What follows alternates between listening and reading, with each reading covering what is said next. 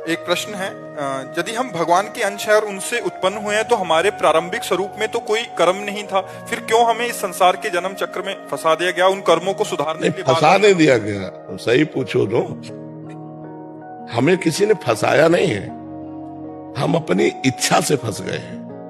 हम वही है, अंश एक इशारे में कहा जाता है, हम वही है।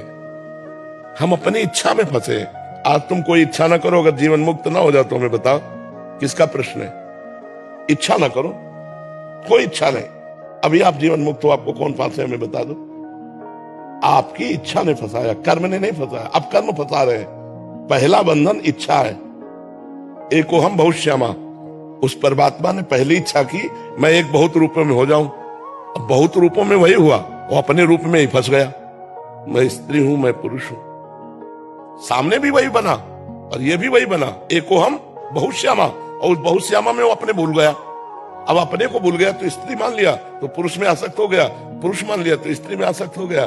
अब इसका दंड मिला 83,99,999 योनियों में जबरदस्ती जाना पड़ेगा आपको। समझ पा रहे हो? मूल हमारे बंधन का कारण क्या है? इच्छा। आप इच्छा त्याग दो, आपको अभी सारे कर्म बंधन छिन्न भिन्न हो जाएंगे। अभी आप जीवन मुक्त हो।